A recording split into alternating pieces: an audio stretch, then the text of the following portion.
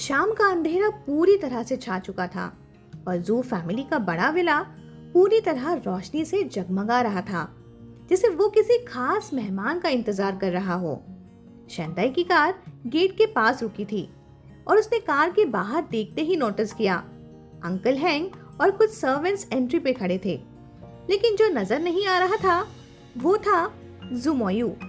लेकिन वो समझ गया अगर अंदर गया तो उस इंसान से सामना होना डेफिनेट था और उसके अंदर का हर सेल, हर नर्व उस घर में कदम रखने से रजिस्ट कर रहा था। शैंताई ने क्यू को टाइटली पकड़ के हल्की सी आवाज में कहा, आंट लैन, इतने सारे लोग हैं, क्यू डर जाएगा। शैंताई की फीलिंग समझकर आंट लैन ने सॉफ्टली उसे रीअश्योर करते हुए कहा, ओह, तो फिर हम सीधे अंडरग्राउंड गैरेज से एलिवेटर ले लेते हैं, रूम तो ऑलरेडी टाइटी कर दिया गया है।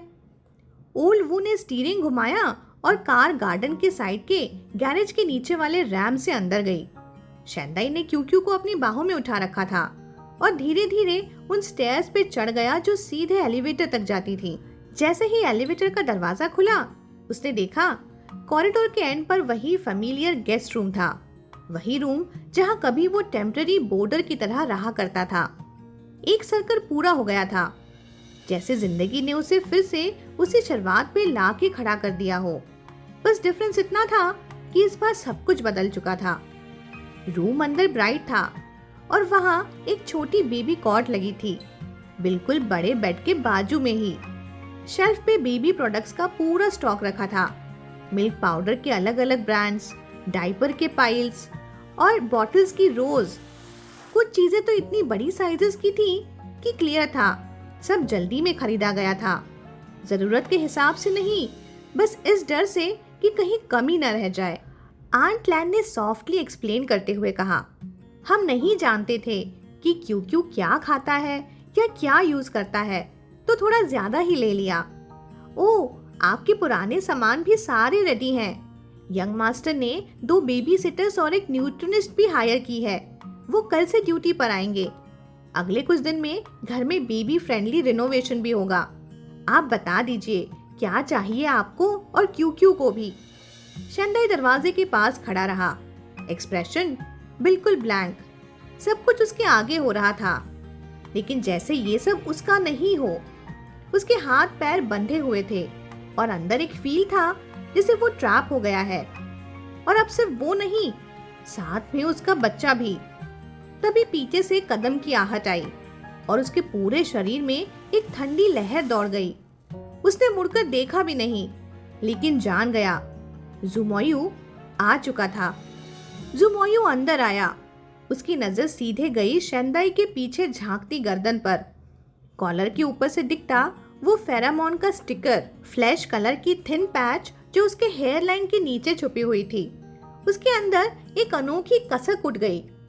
फिर वो आगे बढ़कर बोल ही पड़ा, जो भी और चाहिए अदाई बता देना, अंकल हैंग तुरंत अरेंज कर देंगे।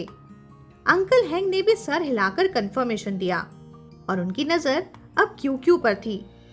ज़ुमोयू ने एक डीप ब्रेथ लिया और स्लोली शैंताई के पास आया। आइज अब क्यू पर गई। पहली बार वो अपने बेटे को इतने करीब से जो देख रहा था। क्यू जो अपनी बड़ी काली आंखें घुमा घुमा कर इस नए रूम को क्यूरोसिटी से देख रहा था, और जैसे ही उसकी नजर ज़ुमोयू पे पड़ी, वो 1 सेकंड के लिए रुका। रूम में फिर साइलेंस। कुछ सेकंड्स बाद क्यू ने थोड़ा मुंह बनाया, फिर एक छोटी सी आवाज निकाली, जिसे डिसाइड कर रहा हो कि रोए या नहीं। शैंताई ने बिना कुछ बोले क्यू को और टाइट पकड़ लिया और सीधा विंडो की तरफ चला गया, रूम के डायगोनल फारदेस्ट कॉर्नर तक। वो सबको लो वॉइस में बोला, सब बाहर जाओ। ज़ुमोयू 1 सेकंड के लिए रुक गया, आगे बढ़ना चाहता था, लेकिन हिम्मत नहीं हुई। उसने शैंताई के नैनी बैग की तरफ देखा और पूछा, थोड़ा ऑकवर्ड सा, तुमने वो बाई रिप्लेसमेंट फेरामोन लाए हो? उसने नाम नहीं लिया, बस दबा के कहा। शैंताई ने एक बार भी पीछे नहीं देखा, बस कोल्डली बोला, बाहर जाओ। 1 सेकंड के साइलेंस के बाद ज़ुमोयू ने टर्न करके ऑर्डर दिया, अंकल हैंग, आंट लैन, तुम दोनों निकल जाओ। दोनों रिस्पेक्टफुली बो करके रूम के बाहर गए और रूम का डोर स्लोली बंद हो गया। अब रूम में सिर्फ 2 लोग थे, एक अल्फा और एक ओमेगा, और उनके बीच एक बच्चे की हल्की सी सांस की आवाज। ज़ुमोयू ने अपनी आवाज धीमी रखी, ऑलमोस्ट प्लीडिंग टोन में बोला, अदाई, जब क्यू बीमार था लास्ट टाइम, उसने मेरे फेरामोन्स एक्सेप्ट कर लिए थे। थोड़ा टाइम दो हमें, वो याद कर लेगा कि मैं उसका अल्फा फादर हूँ। उसकी आवाज में जेंटलनेस थी, पर अंदर एक सेल्फ अश्योर्ड अथॉरिटी भी, जैसे वो बिलीव करता हो कि सब इवेंचुअली उसके कंट्रोल में आ जाएगा। वो धीरे से आगे बढ़ने वाला था, 1 कदम। तभी शेंदाई शार्प ट्रेम्बलिंग वॉइस में बोला, आगे मत आना। शेंदाई के वर्ड्स ने कमरे का टेम्परेचर ठंडा कर दिया। उसने अपना हेड उठा के देखा तो उसकी आंखों में सिर्फ नफरत और डर था। ऐसा लग रहा था जैसे वो अपने बच्चे को नहीं, अपनी आत्मा को भी प्रोटेक्ट कर रहा हो। ज़ुमोयू 1 सेकंड के लिए फ्रीज हो गया। उसकी नजर उस कॉर्नर पे रुकी जहां शेंदाई और क्यू एक साथ सुकड़ कर बैठे थे। वो सीन उसके लिए अनबियरेबल था। उसने सोचा था, ये तो एक फैमिली है, एक छत के नीचे सब खुश रह सकते हैं, लेकिन उसके फैमिली के 2 मेंबर्स तो उसके नजदीक आने से ही डरते हैं। इतना डिस्टेंस क्यों? इतनी रेजिस्टेंस क्यों? उसके चेस्ट में दर्द उठा।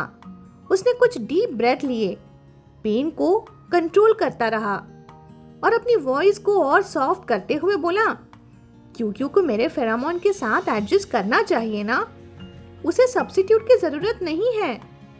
शेंदाई ने सीधा जवाब दिया, एक कोल्ड ट्रेम्बलिंग टोन में बोला, उसे कभी तुम्हारी जरूरत ही नहीं थी। उसके वर्ड्स ने ज़ुमोयू को कट कर दिया।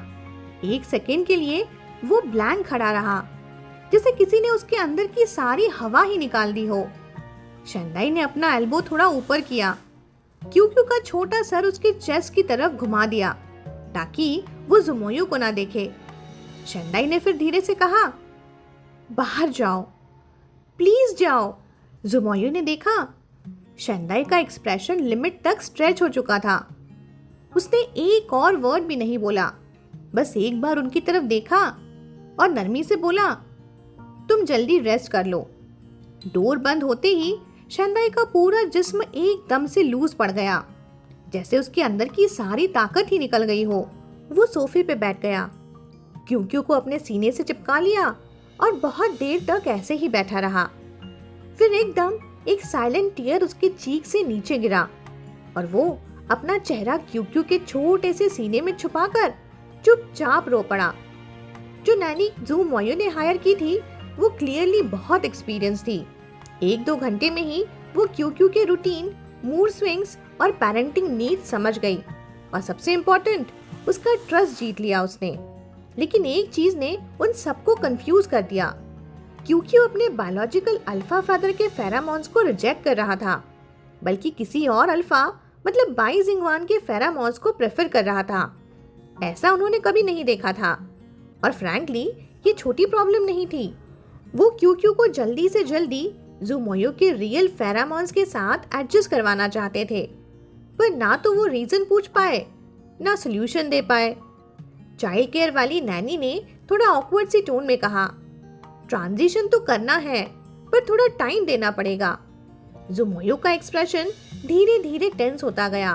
उसने फ्रस्ट्रेटेड होते हुए पूछा, कितना टाइम?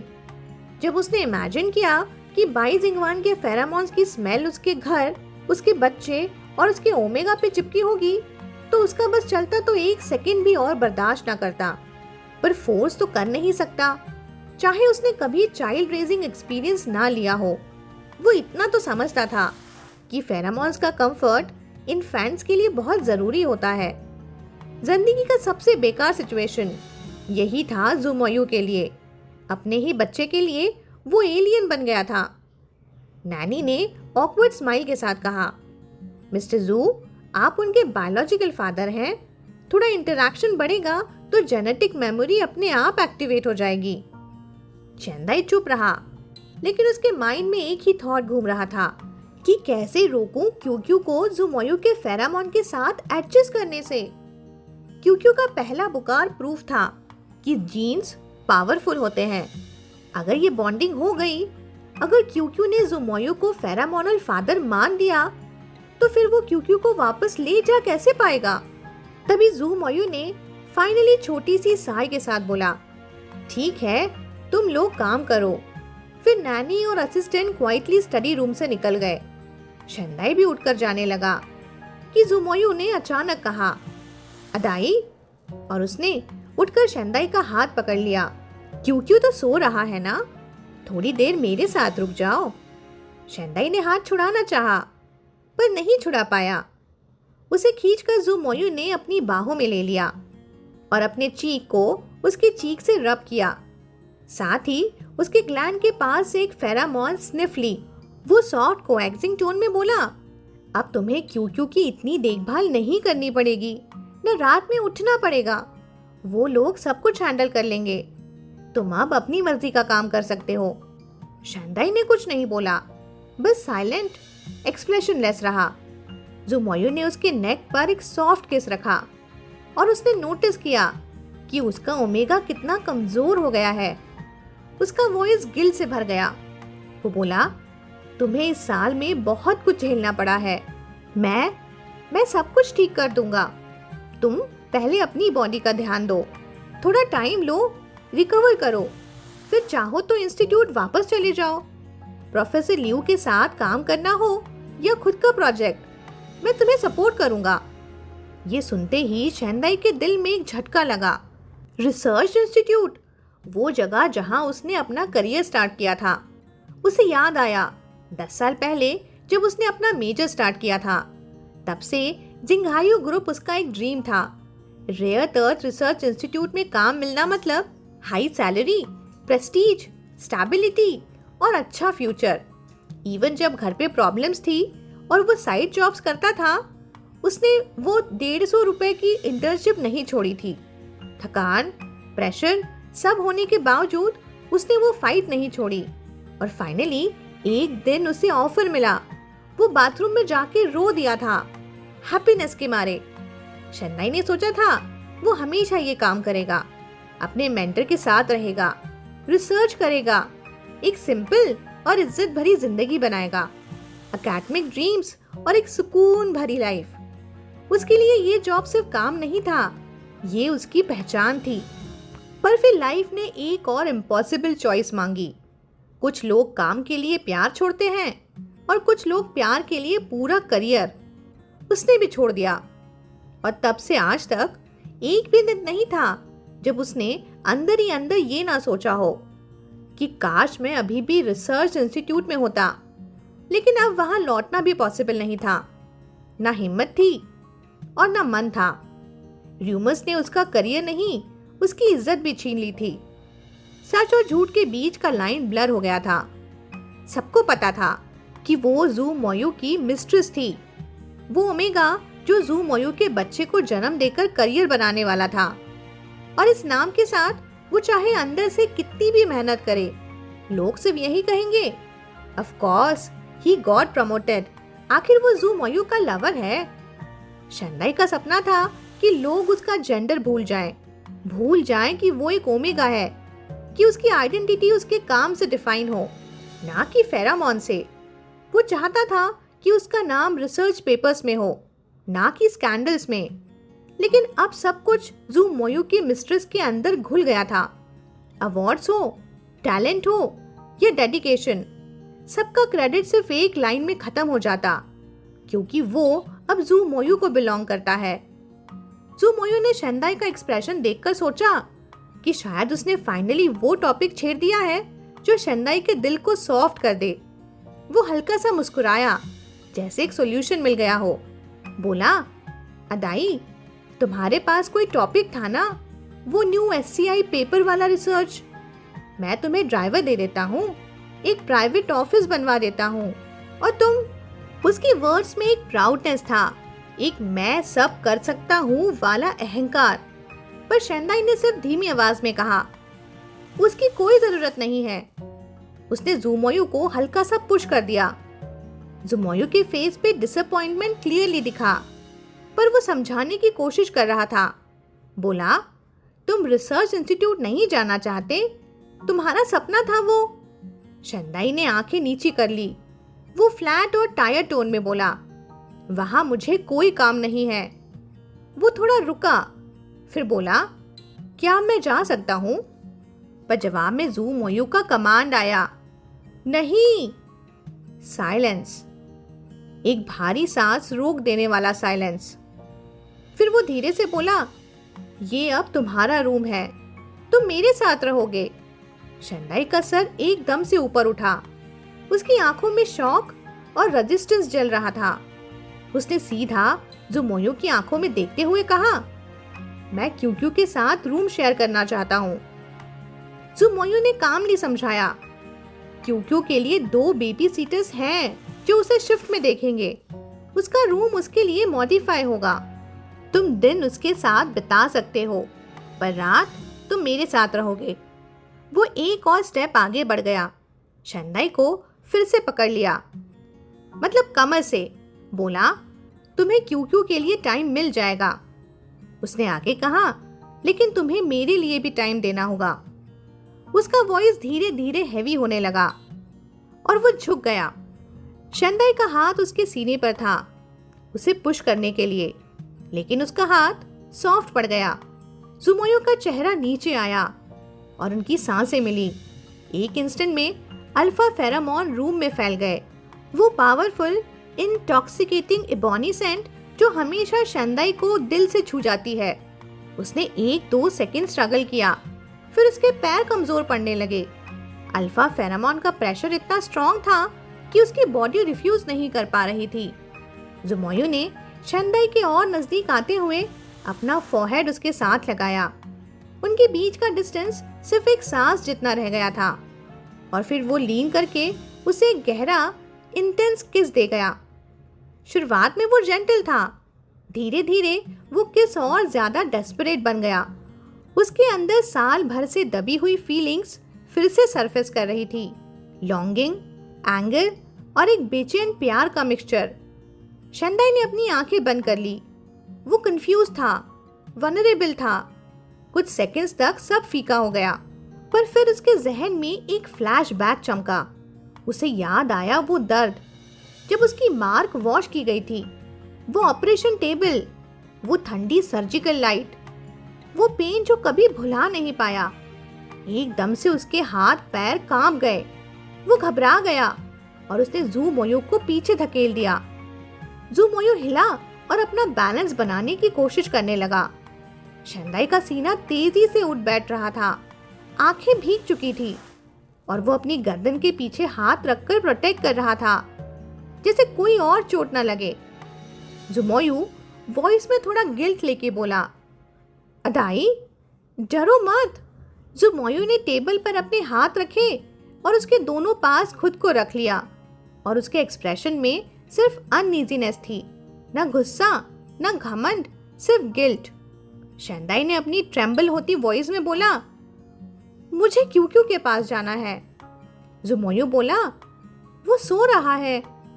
शंदाई स्टिल इंसिस्ट करना चाहता था, बोला, पर मुझे उसके पास जाना है। पर जुमोयू ने उसे फर्म वॉइस में कहा, अदाई तुम्हें मुझसे दूर भागने की आदत छोड़नी होगी। एक न एक दिन तुम्हें मेरी आंखों में देखना पड़ेगा। शंदाई स्टिफ हो गया। फिर उसने अपना चेहरा उठाकर सीधा उसकी आंखों में देखा। उसका वॉइस अब थोड़ा टूटा हुआ था, पर अंदर से एक आग। बोला, तुम चाहते क्या हो मुझसे? जुमोयू थोड़ा स्टार्टल्ड हो गया।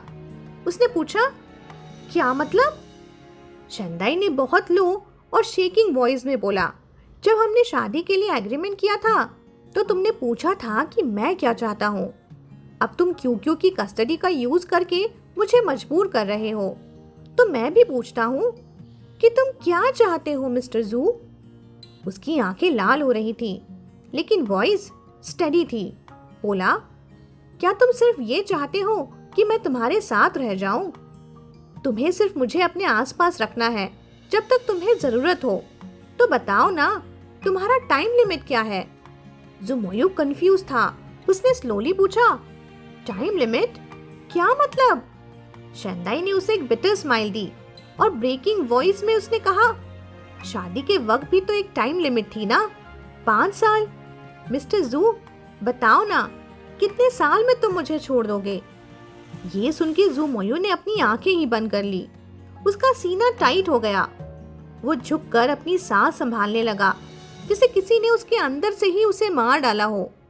वो हॉर्स सी वॉइस में बोला, शेंदाई। उसका वॉइस रुक रुक कर निकल रहा था। मैं शायद ठीक से बोल नहीं पा रहा, पर तुम्हें समझना चाहिए, मैं ऐसा कुछ नहीं चाहता। टाइम लिमिट का कोई मतलब नहीं होता। अब हमारा बेटा है और हम एक फैमिली हैं। मैं तुम्हें जिंदगी भर संभाल लूंगा।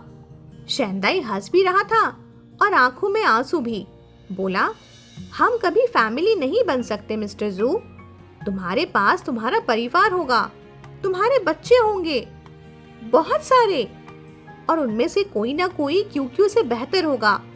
पर मेरे लिए सिर्फ क्यूक्यू ही मेरा सब कुछ है, और तुम उसे भी छीनने की कोशिश कर रहे हो। जुमोयू ने बहुत मुश्किल से बोला, मैं उसे कब छीनना चाहता था? मैं सिर्फ चाहता हूँ कि तुम रुको। मैं मानता हूँ मैं गलत था, तुम्हें फोर्स किया, तुम्हारा मार्क वॉश करवाया, तुम्हें हर्ट भी किया, लेकिन अदाई, मैं गिल्टी हूँ और तुम्हें अब वक्त देके मैं सब कुछ सुधार सकता हूँ। वो रुक गया, जैसे वर्ड्स का वेट उसे बोलने नहीं दे रहा था। फिर कुछ देर बाद वो बोला, मैं गिल्टी हूँ तुम्हारा अदाई, लेकिन मैं तुम्हें सच में पसंद करता हूँ। बस एक मौका दे दो मुझे, मैं प्रूफ कर दूंगा कि तुम और क्यूक्यू मेरे लिए सबसे ज्यादा इंपॉर्टेंट हो। शेंदाई उस इंसान को देख रहा था जो कभी उसके लिए एक लेजेंड था, जो हमेशा प्राउड था, स्ट्रॉन्ग था। आज वो झुक रहा था, उसकी आंखों में पछतावा था, लेकिन शेंदाई अंदर ही अंदर शेक हो गया। क्या ये सच है या फिर एक और वेल प्लान कोई ड्रामा? पर अब वो बहुत थक चुका था। उसने सिर्फ ना में सर हिला दिया, थोड़ा पीछे हटा और बहुत धीमी आवाज में बोला, हम एक ही दुनिया के नहीं हैं मिस्टर जू। मैं तुम तक आने की गलती कर चुका हूँ और उसका प्राइस भी ऑलरेडी चुका चुका हूँ। जुमोयू ने बेचैन होकर बोला, दो दुनिया कैसी? हम एक दूसरे को समझते हैं। हम शेंदाई ने उसे कट करते हुए बहुत कोल्डली कहा, मैं सिर्फ एक पुअर क्वालिटी ओमेगा ही हूँ। जुमोयू ने चौंक कर कहा, वो सिर्फ मैंने गुस्से में बोला था, मैंने।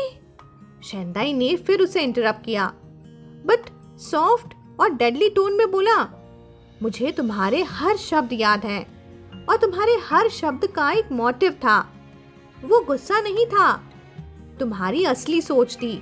जुमोयू, एक बार बता दो मुझे, सिर्फ कितने दिन और? जुमोयू ने टेबल पर जोर से मुक्का मारा। उसकी आवाज भर गई। बोला, तुम हमेशा मेरे ही रहोगे। जुमोयू और शेंदाई के बीच का कन्फ्रंटेशन अभी भी थमा नहीं था। तभी अचानक ट्रिंग ट्रिंग, फोन की रिंगटोन ने उस खामोशी को तोड़ दिया। जुमोयू ने टेबल पर रखे फोन की तरफ देखा। स्क्रीन पे लिखा था, फादर। उसका चेहरा तुरंत ही उतर गया। शेंदाई ने मौका देखा और तुरंत उसे पुश करने की कोशिश की, लेकिन जुमोयू ने उसकी 2 कलाइयों को एक हाथ से पकड़ लिया और बिना एक सेकंड सोचे उसने फोन कट कर दिया। शेंदाई ने कॉर्नर ऑफ हिज आई से कॉलर आईडी देख ली थी। वो एक हल्की सी कोल्ड स्माइल के साथ बोला, डिटेक्टिव जू को सब पता है? जुमोयू ने फैटली कहा, उन्हें क्या पता होना चाहिए? उसने शेंदाई के हाथ अपने सीने पर प्रेस किए, जैसे कहना चाहता हो, फील दिस, मैं झूठ नहीं बोल रहा हूँ। शेंदाई ने तीखी आवाज में कहा, यही कि तुमने अपना इललेजिटिमेट चाइल्ड और उसकी मदर को घर लाया है। जुमोयू की आंखों में चुभन सी हुई।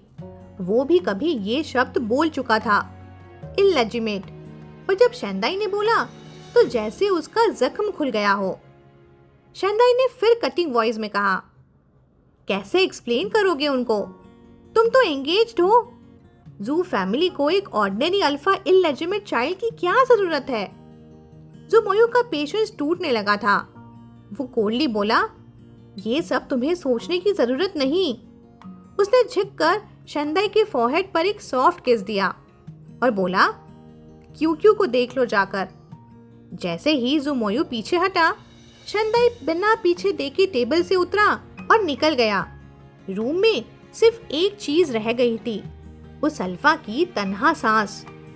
रूम में वापस वही खामोशी छा गई, वही तन्हापन, वही अल्फा जो टेबल के एज को इतनी जोर से पकड़ रखा था कि उंगलियों में दर्द हो रहा था।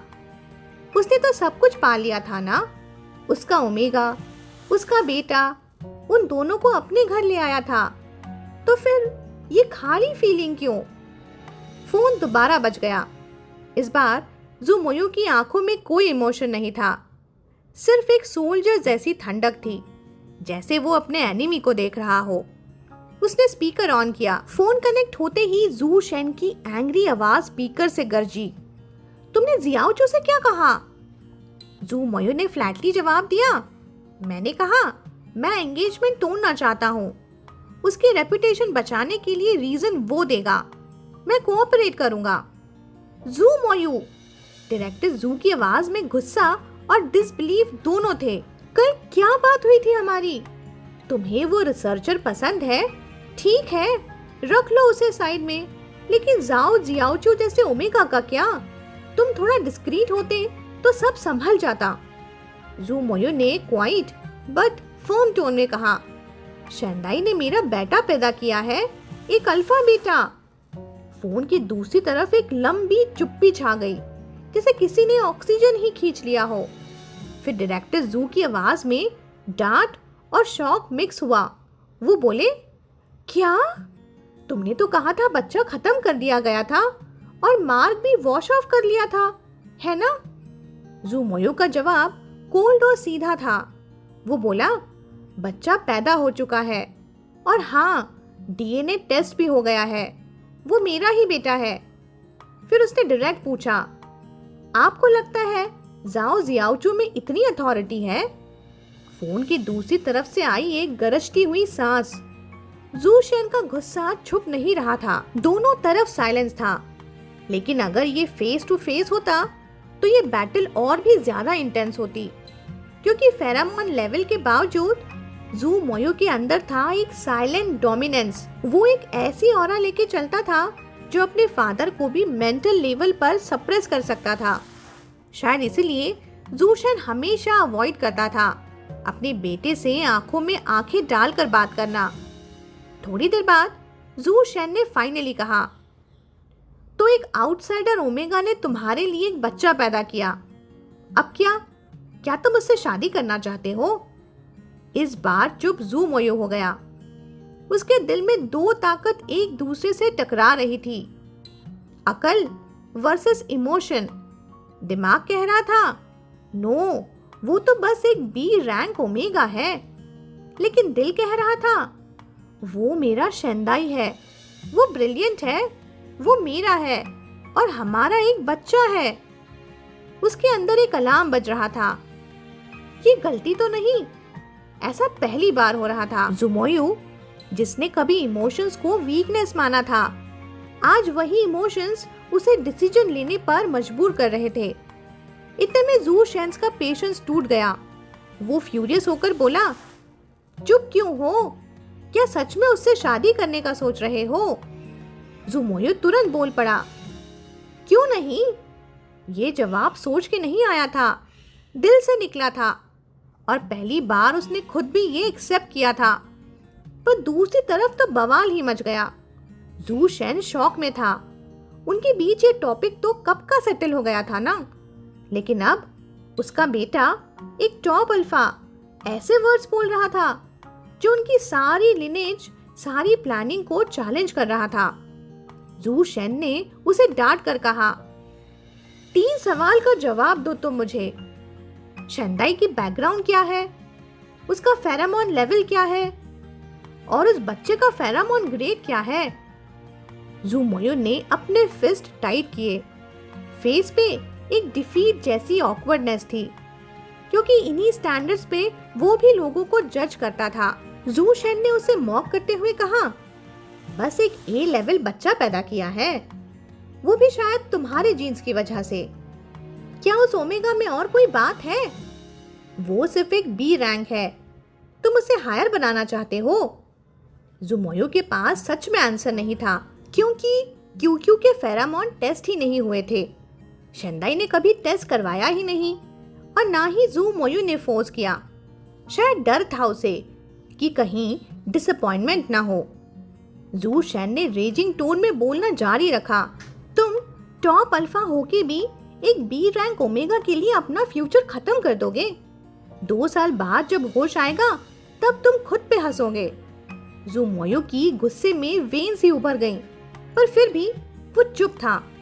जू शेन ने कोल्डली कहा, बच्चा हो गया, फाइन, जू फैमिली उसका ख्याल रखेगी, लेकिन बस एक शर्त है, वो लड़का अपनी औकात में रहे और तुम मेरे साथ जाओ फैमिली के घर चलोगे, माफी मांगोगे और इस मैटर को खत्म करेंगे।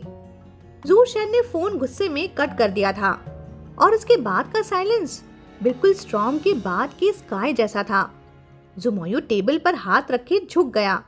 उसकी ब्लैक शर्ट के नीचे पावरफुल बैक मसल्स ऐसे कॉन्ट्रैक्ट हो रहे थे जैसे अंदर कोई बीस्ट दौड़ रहा हो। उसके अंदर के फेरामोन्स वाइल्ड और वॉयलेंट पूरे रूम में इको कर रहे थे। इबोनी डेस्क के ऊपर रखी सारी चीजें लाइट से वाइब्रेट करने लगी। उसने काफी देर तक अपने आप को शांत किया, फिर एक गहरी सांस लेके अपने पसीने से भीगे हुए बालों में फिंगर्स घुमाई और आंखों में एक वाइल्ड एनिमल जैसी गहराई थी। दूसरी तरफ क्यूक्यू पीसफुली सो रहा था, एकदम डीप स्लीप में। शेंदाई सॉफ्टली नानी के साथ बात कर रहा था। लाइट सी लाफ, जेंटल सा टोन। नानी मुस्कुराते हुए बोली, ये छोटा अल्फा तो बड़ा स्ट्रॉन्ग है, आज मेरे बाल पकड़ लिए और छोड़ा ही नहीं। देखो इसके हाथ पैर कितने लंबे हैं, फ्यूचर में ये जरूर लंबा निकलेगा। शेंदाई ने भी जेंटल स्माइल के साथ कहा, बाल खींच रहा हो तो उसे डिस्ट्रैक्ट करो ना, वरना दर्द होता होगा। नैनी हंसते हुए बोली, अरे कोई बात नहीं, अभी तो ये ग्रास्पिंग प्रैक्टिस है उसकी, उसे क्रॉल और टर्न करना सीखने में काम आएगा। तभी डोर धीरे से खुला और अंदर आया ज़ुमोयू। उसके स्टेप स्लो थे, एक्सप्रेशन थोड़ा हैवी। शेंदाई का एक्सप्रेशन तुरंत चेंज हो गया, उसकी मुस्कुराहट गायब, आंखें नीचे, और वो चुपचाप क्यूक्यू का बिब एडजस्ट करने लगा। नैनी सब समझ गई थी, उनकी केमिस्ट्री में टेंशन ऑब्वियस थी। आखिर एक टॉप अल्फा का बच्चा ऑल्टरनेटिव फेरामोन से एडजस्ट हो रहा है, ये काफी क्लियर सिग्नल था। नैनी ने रिस्पेक्टफुली ज़ुमोयू को देखा और टैक्टफुली रूम छोड़कर बाहर चली गई। शेंदाई ने सॉफ्टली कहा, पास मत आना, क्यूक्यू जाग जाएगा। ज़ुमोयू वहीं रुक गया, बोला, उसे मुझे एक्सेप्ट करने के लिए पहले उसके पास रहना पड़ेगा ना। उसने क्रिप की तरफ देखकर कहा, देखो वो अभी भी सो रहा है। शेंदाई ने कुछ नहीं कहा, सिर्फ साइलेंस। ज़ुमोयू ने एक बिब उठाया जो थोड़ा पुराना सा था, थोड़ा हार्ड, क्लियरली चीप क्वालिटी का। उसने धीरे से कहा, तुमने नया बिब्स खरीदे हैं ना, ये पुराना वाला क्यों रखा हुआ है फिर? शेंदाई बोला, बच्चे फेमिलियर चीजों से कंफर्ट फील करते हैं, उन्हें नई चीजों से ज्यादा पुरानी चीजों में अपनापन लगता है।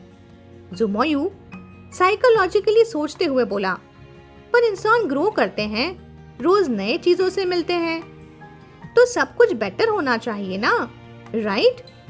शेंदाई ने बिना उसकी तरफ देखे बिब उसके हाथ से छीन लिया और एक्सपर्ट हाथों से फोल्ड करने लगा। ज़ुमोयू ने दूसरा बिब उठाया और उसी स्टाइल में फोल्ड करने की कोशिश की। शेंदाई ने थोड़ा सरप्राइज होते हुए उसकी तरफ देखा। उसे एक्सपेक्टेड ही नहीं था कि ज़ुमोयू सीखने की कोशिश करेगा। ज़ुमोयू सॉफ्टली बोला, मैं क्यूक्यू का तुम्हारे साथ ख्याल रखूंगा। मुझे एक्सपीरियंस नहीं है, लेकिन मैं जल्दी सीखता हूँ। इस पर शेंदाई ने फ्लैटली कहा, तुम्हारे पास वक्त नहीं होता, तुम्हें जरूरत भी नहीं है इतना प्रिटेंड करने की। ज़ुमोयू ने ऑलमोस्ट विस्पर करते हुए कहा, ये तुम्हारे लिए है। उसने क्रिप की तरफ देखा जहां क्यू क्यू डीप स्लीप में था, लेकिन हवा में एक और अल्फा के फेरामोन्स अब भी थे। वो ऑल्टरनेटिव सेंट जो क्यू क्यू के कंफर्ट के लिए यूज किया हुआ था। ज़ुमोयू उस स्मेल को कभी एक्सेप्ट नहीं करेगा।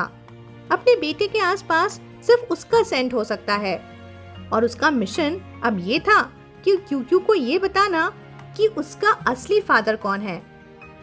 बिब फोल्ड करने के बाद शेंदाई चुपचाप साइड हो गया, कुछ और काम ढूंढने लगा। बस इतना था कि ज़ुमोयू के पास रहना अब उसके लिए पॉसिबल ही नहीं था। ज़ुमोयू फिर भी उसके आसपास घूमता रहा। ये क्या है, ये कैसे यूज करते हैं, हर छोटी छोटी चीज पूछता जा रहा था। बेबी बॉटल्स, बिब्स, वाइप्स सब उसके लिए नए थे। फिर धीरे धीरे उसके कदम क्यू क्यू के बेड तक पहुंचे। चाइल्ड केयर नैनी ने क्यू क्यू को नीटली स्क्वाडल किया था। पूरा छोटा सा बॉडी एक रोल के जैसे बंधा हुआ, सिर्फ एक छोटा सा सर बाहर निकला हुआ। ज़ुमोयू को देखकर हंसी ही आ गई। ये वही छोटा सा शैतान था जो रो रो के घर हिला देता था, और अब एक बड़े सुशी रोल की तरह लपेटा हुआ था। हाथ पैर मूव भी नहीं कर पा रहा था। तभी बाथरूम से शेंदाई निकला, और जैसे ही उसने ज़ुमोयू के हाथ क्यू क्यू के गाल के पास देखे, उसने एक शार्प सा ब्रेथ लिया।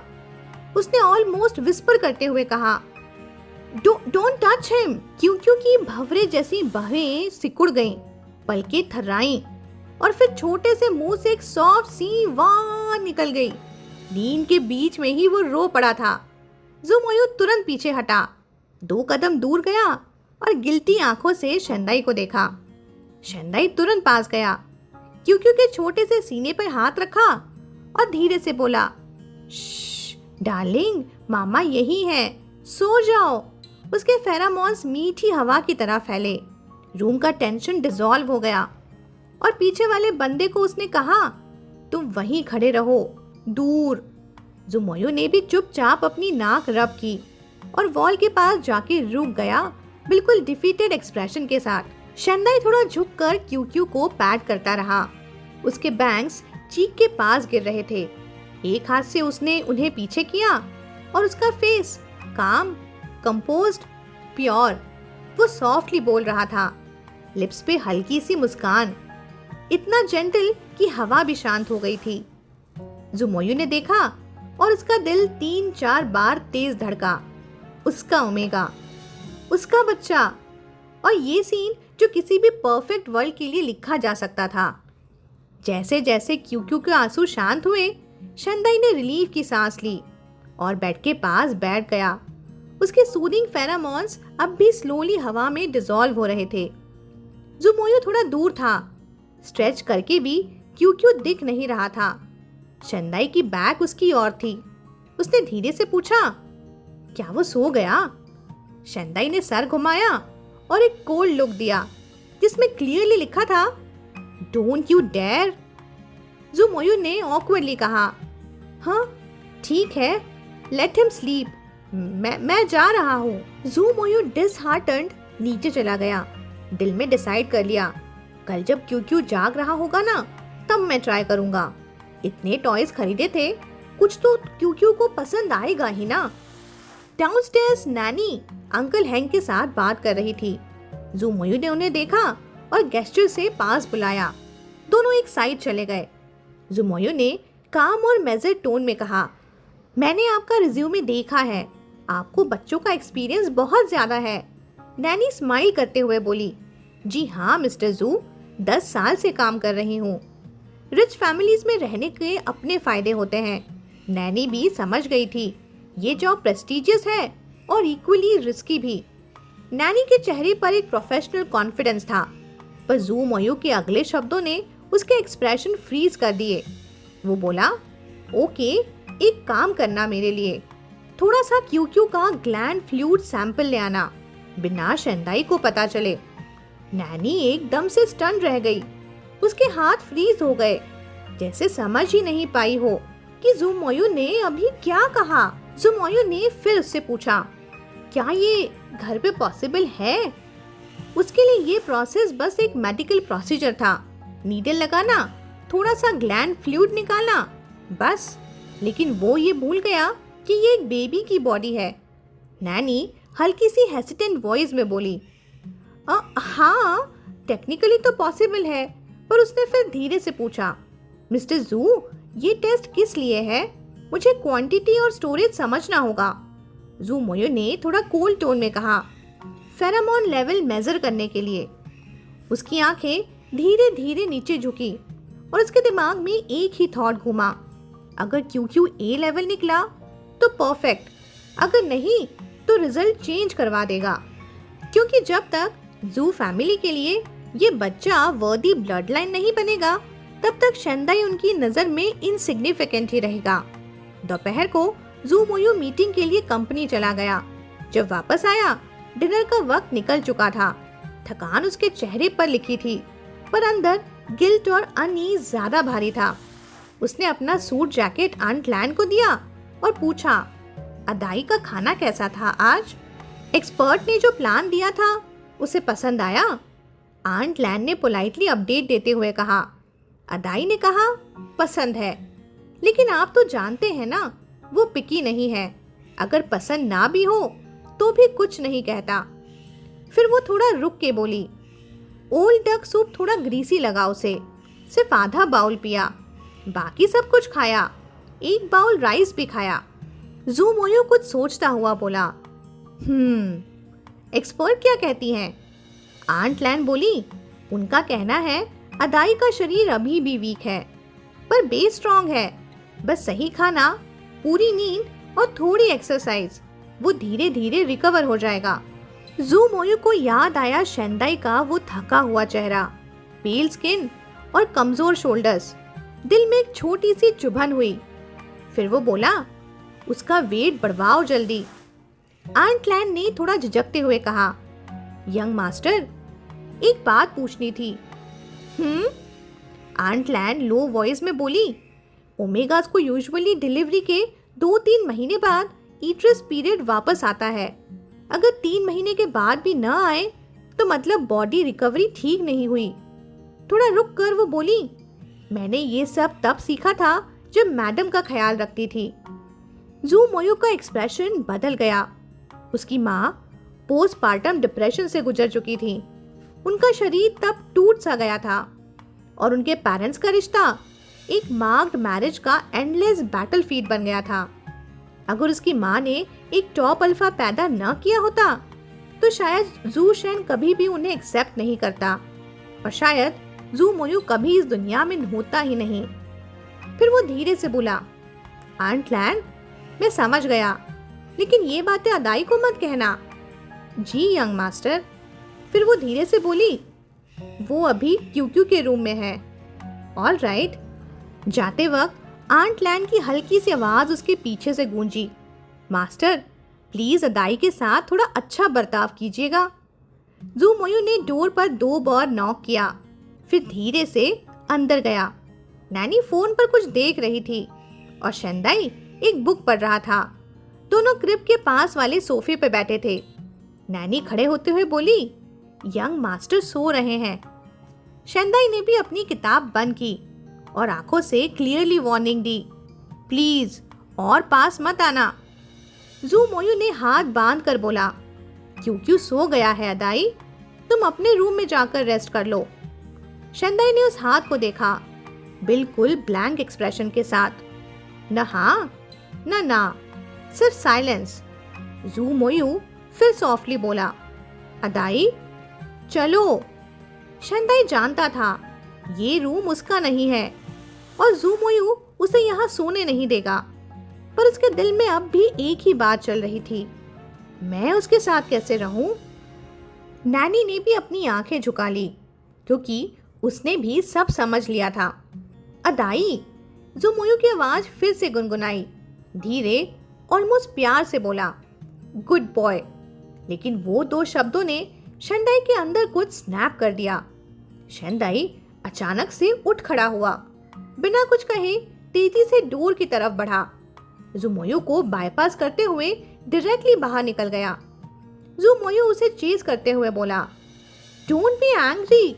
लेकिन शेंदाई का सर झुका हुआ था, कोई जवाब नहीं। ज़ूमोयो ने उसका हाथ पकड़ा और साइलेंटली उसे ले गया सीधा ऊपर अपने बेडरूम तक, सेकंड फ्लोर पर। और जैसे ही उस कमरे का दरवाजा खुला, शंदाई के पूरे बदन में एक ठंडी सी लहर दौड़ गई।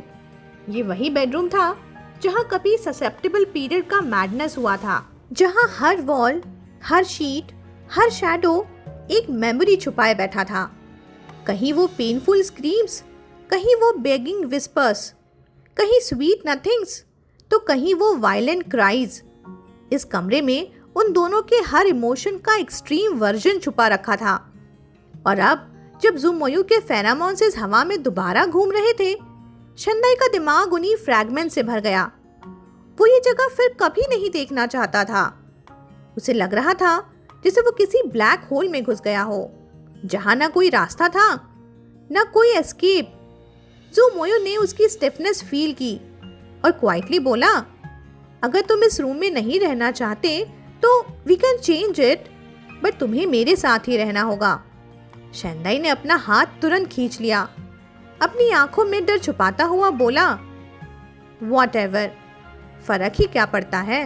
ज़ूमोयू ने उसे अपनी बाहों में खींच लिया, एक के बाद एक जेंटल किसेस उसके फोरहेड पे, और फिर उसकी वॉइस में वही टिपिकल जेंटल डोमिनेंस थी।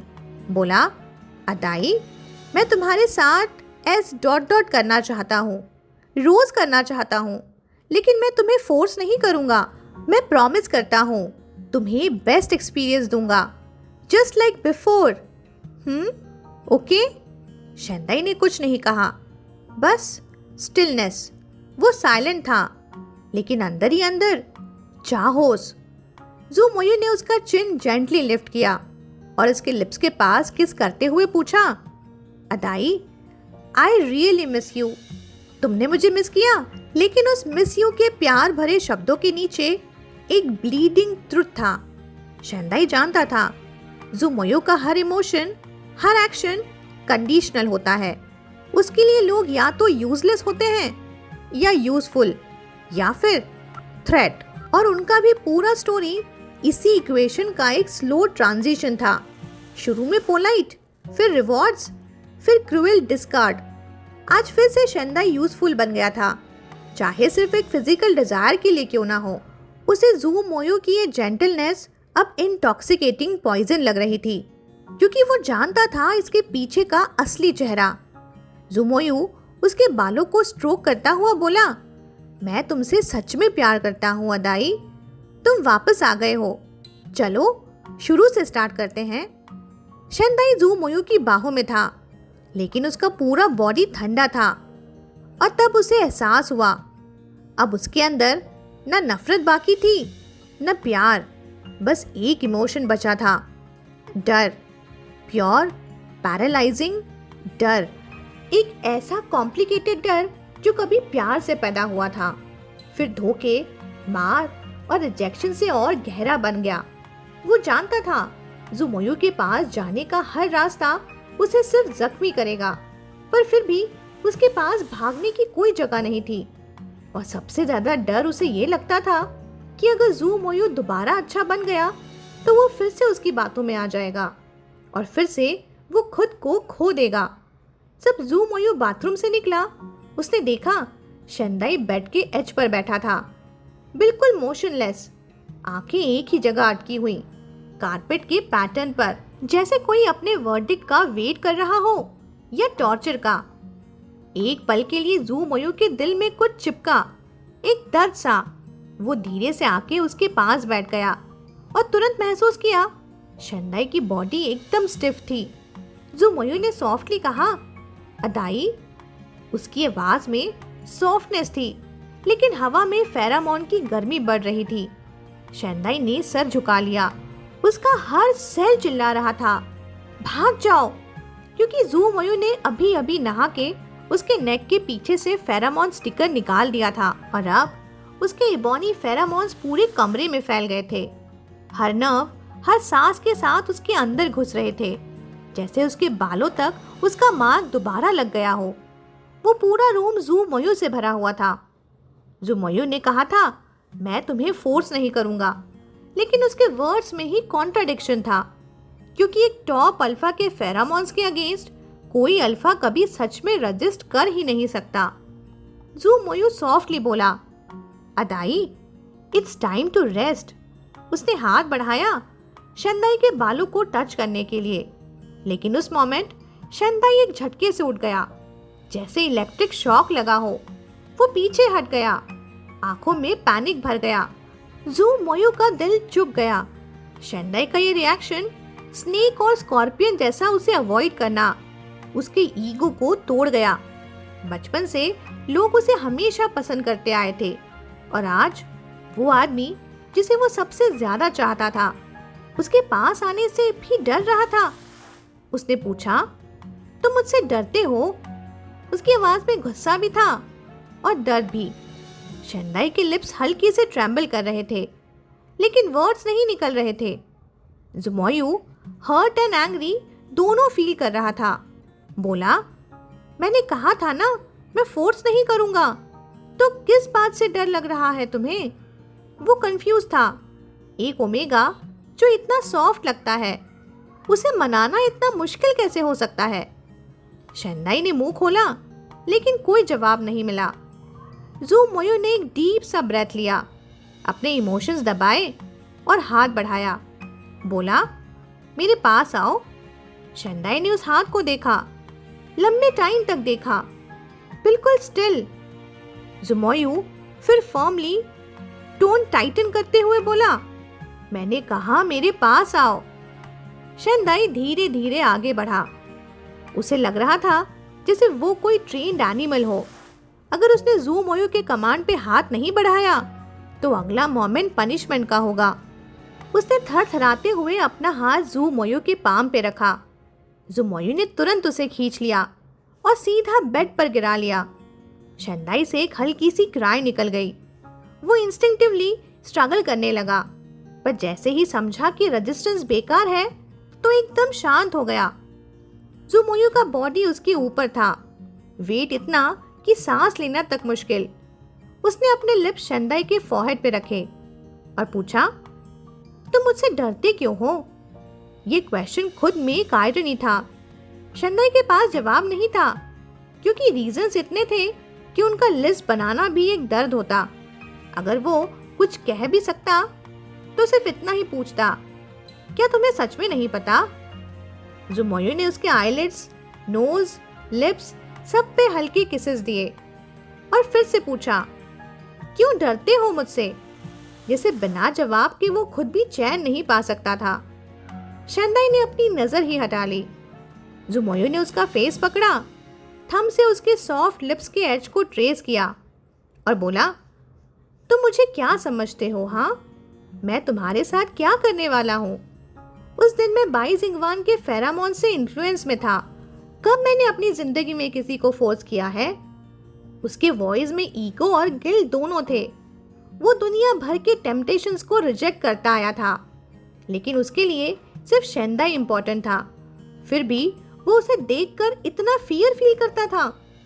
शंदाई हल्की सी आवाज में बोला, मैं गेस्ट रूम में सो सकता हूँ।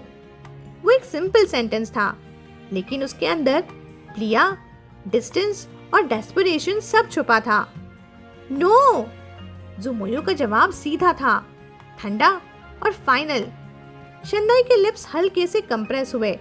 उसने अपनी लोअर लिप को लाइटली बाइट किया और आंखों के नीचे एक पूरा स्ट्रॉम छुप गया। लेकिन उसने कुछ नहीं कहा, क्योंकि जू मोयू जैसे इंसान के सामने सच कहना भी बेकार ही था। जू मोयू ने सॉफ्ट इमोशनल होते हुए कहा, मैंने कहा था ना, मैं तुम्हें अच्छा ट्रीट करूंगा, तुम्हें और क्यों दोनों का ख्याल रखूंगा। ये सब सच है, तो फिर तुम मुझ पे विश्वास क्यों नहीं करते? मुझसे इतना गार्ड क्यों रखते हो? उसके वॉइस में वो दर्द था जो कहीं जाके भी रिलीज नहीं हो पा रहा था। शंदाई उसकी बाहों में था, लेकिन जुमोयू के लिए वो बस एक इल्यूजन ऑफ क्लोजनेस थी। उन दोनों के बीच कुछ ऐसा था जो आंखों से दिख नहीं रहा था, एक इनविजिबल वॉल जैसा जो हर सेकेंड और ज्यादा मजबूत होती जा रही थी। शंदाई बोला, तुम्हें सब मिल गया ना जो तुम चाहते थे। उसके टोन में ना गुस्सा था, न चीखना, वो बस थकावट थी, जो सिर्फ उन लोगों को होती है जो हार के भी हर दिन जीते हैं। उसने सोचा, ज़ुमोयू को और क्या चाहिए? एक टॉप अल्फा के पास सब कुछ है, पावर, स्टेटस, रेपुटेशन और अब उसका बच्चा भी। उसके लिए तो एक नीगल नोटिस ही काफी था, जिससे शेंदाई की सालों की मेहनत, उसके सपने और उसका बेटा सब एक मोमेंट में छिन गया। फिर भी ज़ुमोयू अनसेटिस्फाइड था। ज़ुमोयू का गला टाइट हो गया। उसने हल्की सी खिंचती हुई सांस ली, बोला, मुझे तुम चाहिए अदाई। मैं चाहता हूँ हम वापस पुराने टाइम में चले जाएं। उसके वॉइस में वो दर्द था जो ज़ुमोयू कभी एक्सेप्ट नहीं करता। और शेंदाई ने बस धीरे से रिपीट किया, तुम्हें सब कुछ मिलता है जो तुम चाहते हो और हमेशा मिलेगा। उसके वर्ड्स थे थक गए इंसान के वर्ड्स, जो समझ गया था कि दुनिया सिर्फ कुछ लोगों के लिए फेयर होती है। ज़ुमोयू का फिर सॉफ्ट बेड पे गिरा, लेकिन उसकी आईज में एक सेकंड के लिए फेरोसिटी चमकी। फिर उसका कंट्रोल टूट गया। उसका दिमाग लॉन्गिंग और डिजायर के बीच फंस गया। एक अल्फा के लिए वांटिंग और टेकिंग में कभी फर्क नहीं रहा। वो हमेशा मानते आए थे, अगर तुम कैपेबल हो तो छीन लेना गलत नहीं। लेकिन जैसे ही उसने शेंदाई की क्लोज्ड आईज देखे, उसकी बॉडी थोड़ी कर्ल हुई, जैसे किसी एनिमल ने अपने आप को बचाने के लिए बंद कर लिया हो। ज़ुमोयू के अंदर कुछ पिघल सा गया। वो सॉफ्टली प्लीड करता हुआ बोला, अदाई, मुझसे मत डरो, मैं फेरामोन सप्रेशन कभी नहीं यूज करूंगा तुम पर। शेंदाई ने आंखें खोली, ऊपर सीलिंग पे लटके शैंडलियर को देखता रहा। उसकी आंखों के कोने गीले होने लगे। दोनों एक ही बेड पर पड़े थे, लेकिन बीच में एक समुंदर का डिस्टेंस। पता नहीं कब शेंदाई की आंखें लग गई। वो ज़ुमोयू की बाहों में था, लेकिन बॉडी स्टिफ एज स्टोन। सांस लेने से भी डर लग रहा था और थकान ने उसे फाइनली बेहोश कर दिया। जब सुबह हुई, शेंदाई की आंख खुलते ही ज़ुमोयू भी जाग गया, जैसे एक वुल्फ जो अपने प्रे के हिलने का इंतजार कर रहा हो। लेकिन जब उसने देखा कि शेंदाई अब भी उसकी बाहों में है, तो उसने अपना नम आर्म इग्नोर किया और उसे और टाइटली हग कर लिया, जैसे कह रहा हो, मेरा है। शेंदाई ने अपनी पोजीशन चेंज करने की कोशिश की, लेकिन वो स्क्वीज में फंस गया था। बहुत देर तक चुप रहने के बाद फाइनली बोला, मैं उठ रहा हूँ। ज़ुमोयू लेजी हाफ अवेक टोन में बोला, थोड़ा और सो जाओ, मैं भी तुम्हारे साथ नून तक सो जाऊंगा। अब तुम्हें क्यों के लिए रातों में उठना नहीं पड़ेगा, आराम करो। पर शेंदाई बोला, मैं उसे देखने जा रहा हूँ। ज़ुमोयू ने क्लोज लीन करते हुए उसके ईयर के पास आकर विस्पर किया, वो ठीक है, तुम्हें रेस्ट करना चाहिए। और फिर उसने हल्की सी किस उसके ईयर्स के पास दी। शेंदाई थोड़ी देर चुप रहा, फिर धीरे से साइड टेबल से उसने अपना मोबाइल फोन उठाया। स्क्रीन ऑन होते ही उसने देखा क्यू के क्रिब के पास मॉनिटर फीड क्लियरली दिख रहा था। वो छोटी सी स्क्रीन पे उसका बेटा चैन से सो रहा था।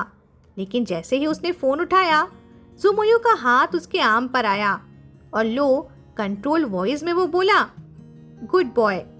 शेंदाई का दिल एकदम स्किप हुआ। उसने क्वाइटली अपनी पोस्चर एडजस्ट की, थोड़ा सा पीछे हटने की कोशिश की, लेकिन ज़ुमोयू का हाथ तब भी उसकी कमर पर था। उन दोनों का बॉडी इतना क्लोज था कि कोई भी अवॉइडेंस बेकार ही थी। उसके हर मूवमेंट से बस एक ही बात क्लियर थी, वो ट्राई कर रहा था बचने की और ज़ुमोयू ट्राई कर रहा था रोकने की। तभी बेडरूम का दरवाजा नॉक हुआ। ज़ुमोयू के ब्रो में लाइंस पड़ गईं।